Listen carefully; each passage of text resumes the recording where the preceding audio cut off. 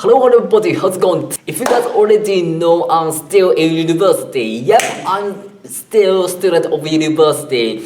You don't believe it? I believe it. Today I can do some kind of interview to one of my teacher in here university. His name is the Kansai Ver University. And here, yeah, I can do it. Yes, I can do it. Yes. Relax.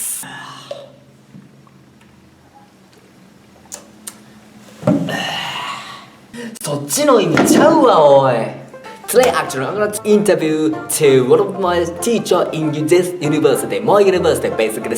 Today's here's a special guest. I got some questions from Google Plus or and Facebook, so he's gonna answer all the questions.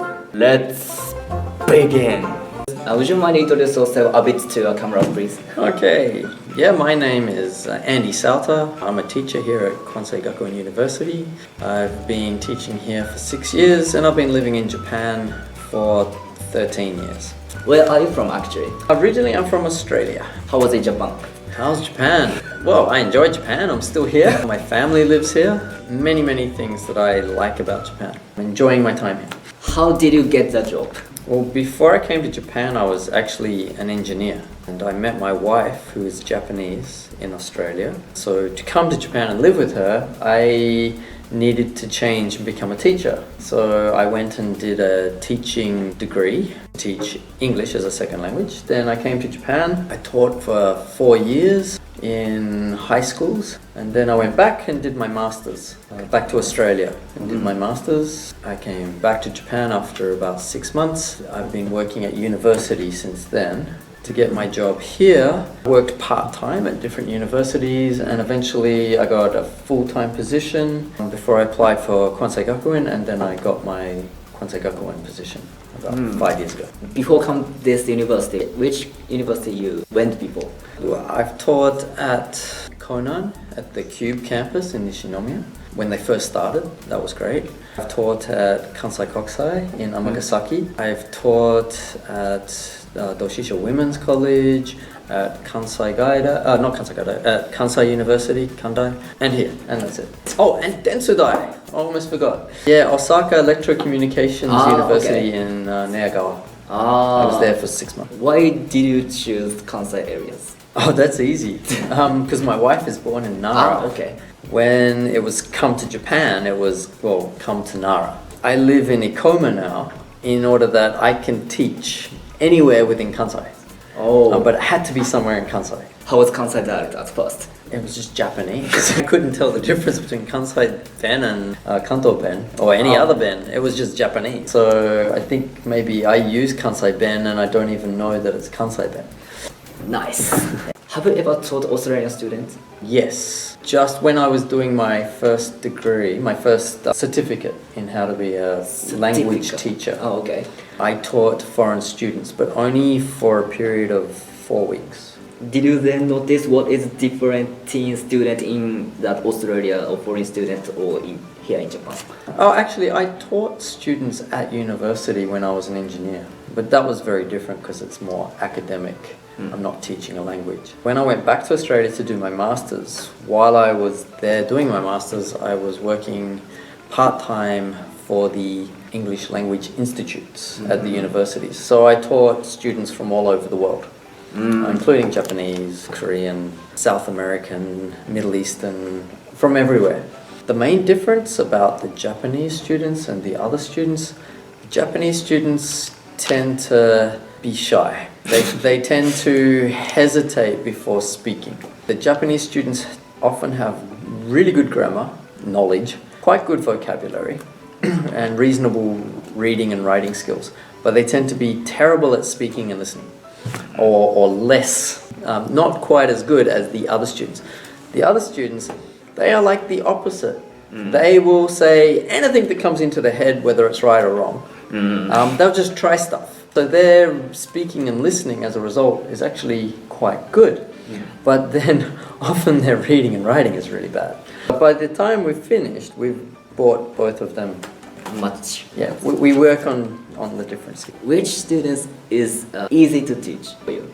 Well, actually, the Japanese are easy to teach. When I was working in Australia, I could relate to the Japanese students because I'd already lived in Japan for 4 years. So it was very easy to relate to the Japanese students because I knew the culture that they had come from. So that was easy. It was much more difficult to teach the Middle Eastern students because of culture. Middle East students? Yeah, so from Saudi Arabia, from Dubai, from UAE, from the Middle East. What is the most difficult thing about the English language to teach to Japanese speaker? Maybe pronunciation, simply because it's difficult for the Japanese to be able to learn the pronunciation. And that's just purely down to phonetics. When you're young, you develop your phonetic range. After that, it then becomes very difficult to be able to hear and to be able to reproduce those sounds. How much time and effort do you invest in pronunciation then? Quite a lot. I've incorporated, it depends on the class. Obviously, if it's a reading or writing class, not much. But if it's a 4 skills class or a speaking and listening class, then of course a lot more. I do that in different ways. With my intensive English class, which is 4 skills 3 times a week, I have more time to work with the students. So I have almost like a background theory as to how pronunciation works, and I show the students how it works and why it's difficult for them. And then we do different pronunciation activities to help improve. Plus we use English Central, so there is active practice for them to improve their pronunciation. How was our class? Your class is pretty good. But I am previous students over here. Yeah. Because it was a higher level class and some of the students were returnees, and we had the Chinese guy, their level was high enough that their pronunciation was quite good. So starting from a higher base, you need to slow down a little bit. That was your biggest problem, you speak too fast. Everybody has different problems.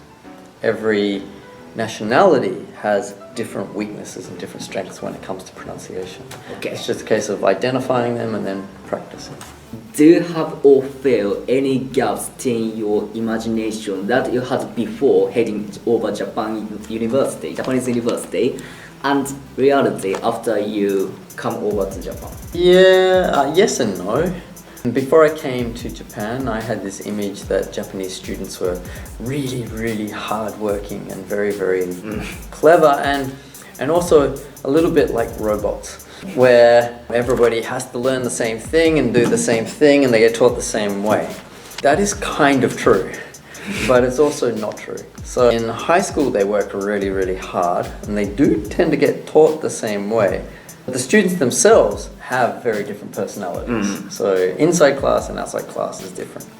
University, they kind of relax. Really, really hardworking students, but then they come to university, and universities here are just very different to what I imagined.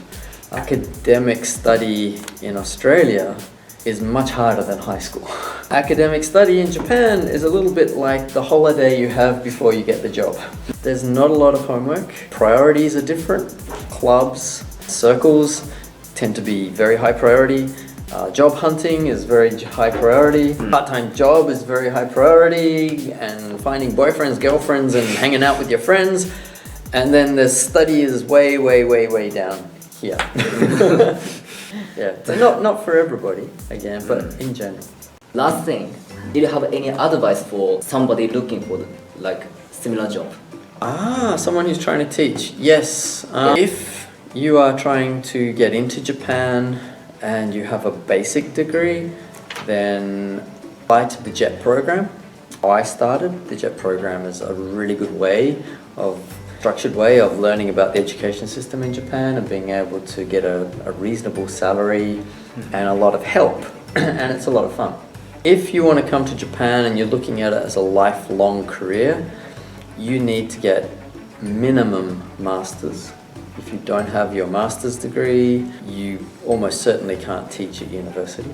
These days, it's becoming even more important maybe to end up with a PhD or a doctorate degree in order to be able to get ahead.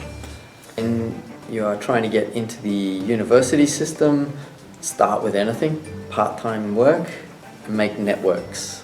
Best way to find the jobs that are becoming available is through people who are already working in those institutions. The other thing I would say is having a good command of Japanese is very important. Both is great, but definitely one or the other is an absolute essential. My Japanese isn't that good, but if I want to continue to further my career in Japan, I need to improve my Japanese. But anybody trying to get started, work on your Japanese, but yeah, you need your masters. Interview is finished. Yes. Thank you very much. You're welcome. I got very funniest thing video happened here, and we just said comedians. Yeah. And its title said Scottish accent, and they say funny Scottish accent in elevator. So you should watch it because it's awesome, freaky, and funny. No, it's boring. Yeah, no, please just watch it. Please just watch Scottish it. accents. Yeah. That's not funny. No, it's freaking awesome ever.